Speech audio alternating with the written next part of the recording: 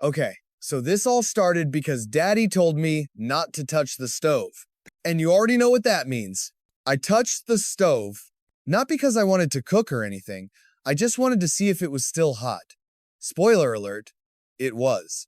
I screamed, dropped my spoon, and then the smoke alarm went off, even though nothing was burning except my feelings. Daddy ran into the kitchen yelling, "Jeffy, what did you do?" I held up my hand. "I checked the stove." He said, "Why?" I said, "For science." He rubbed his temples like his brain was trying to escape. "Jeffy, just go to your room." So I went to my room, but I was bored. And when I'm bored, bad things happen. I looked out my window and saw Daddy's car parked in the driveway. I smiled.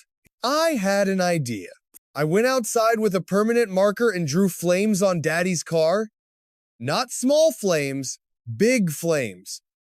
Like the car was going to hell. Then I wrote "fast car" on the side. I stood back and admired my work. Then Daddy came outside. He screamed so loud the neighbors heard it. "Jeffy, Jeffy!" I said, "Daddy, now it goes faster." He said, "You vandalized my car." I said, "No, I didn't. I upgraded it." That's when Daddy pulled out his phone. "Jeffy, I'm calling the police." I froze it. Like, the real police? Yes, the real police. I panicked and ran inside, slammed my door, and jumped on my bed. I'm not ready for jail. 10 minutes later, I heard a knock at the door. Not a normal knock. A cop knock. Daddy opened the door, and I heard a voice I recognized immediately. "All right, what's the emergency?" "Brooklyn guy." "Of course." Daddy said, "Officer, my son vandalized my car." Brooklyn guy sighed. "Jeffy again?" I whispered. Brooklyn guy walked into my room like he owned the place. "Jeffy, did you draw flames on your dad's car?" I said, "Yes, but they're fake." He said, "That's still vandalism." I said, "But the flames are cool." He pulled out handcuffs. My eyes went wide. "Are those bracelets?" "No, Jeffy. You're under arrest." I screamed, "Daddy, help me." Daddy peeked in and said, "Maybe this will teach you a lesson." I screamed louder. Brooklyn guy put the handcuffs on me. "I don't like this game," I said. He walked me outside to the police car. Neighbors were watching.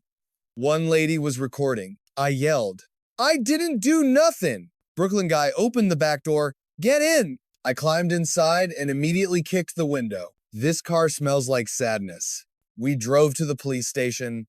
I pressed my face against the window and waved at people. "I'm going to jail, everybody." Brooklyn guy muttered, "Why is this my job?" When we got there, he walked me inside. The police station was loud. Phones ringing. Officers yelling. Someone crying in the corner. I said, "Is this where bad kids go?" He said, "Yes." I said, "Do they have snacks?" He didn't answer. They took my fingerprints. The machine beeped. I said, "Why is it scanning me?" Brooklyn guy said, "So we know who you are." I said, "I know who I am." Then they took my mugshot. The camera flashed. I smiled really big. Brooklyn guy said, "Don't smile." I stuck my tongue out. Flash. He hid. They put me in a holding cell. A real cell. Bars and everything. I grabbed the bars and yelled, "Let me out." A guy in the other cell looked at me and said, "What are you in for?" I said, "Art." He nodded slowly. Brooklyn guy stood outside the cell. "Jeffy, you're gonna sit here until your dad comes to pick you up." I said, "This is boring." He said, "Good." I sat on the bench and looked around. Then I saw the toilet. No seat. I gagged. I want my room. I started kicking the bars and chanting, "Free Jeffy, free Jeffy." Brooklyn guy yelled, "Stop that." I said, "I'm expressing myself." While I was sitting there, I heard two officers talking. One said, "The prisoners escaped." The other said, "Again?" My ears perked up. Escaped? Suddenly, alarms went off. Red lights flashing. Doors opening and closing. Brooklyn guy ran past my cell yelling, "Everyone stay calm." I said, "This is not calm." Then something crazy happened. My cell door clicked, unlocked. I stared at it. I pushed it. It opened. I gasped. I'm free? I slowly stepped out. No one noticed. Everyone was running around screaming. I whispered, "This is like a movie." I ran down the hallway laughing. I'm escaping jail. I tripped over a trash can and fell but got back up. Then I ran straight into Brooklyn guy. He grabbed me by the shirt. "Jeffy." I said, "Hi, officer." He dragged me back toward the cell. "You do not escape jail." I said, "I didn't know the rules." He shoved me back inside and locked the door. "Stay." I sat down, grumpy. Eventually, Daddy showed up. He walked up to the cell and looked at me. "Jeffy, are you okay?" I crossed my arms. "Jail sucks." Brooklyn guy said, "Marvin, I'm letting him off with a warning." Daddy sighed. "Thank you, officer." Brooklyn guy opened the cell. I stepped out and immediately yelled, "I survived prison." Daddy grabbed me. "Jeffy, you're grounded for a week." I screamed, "No!" Brooklyn guy walked us out. As we left, I waved at the other prisoners.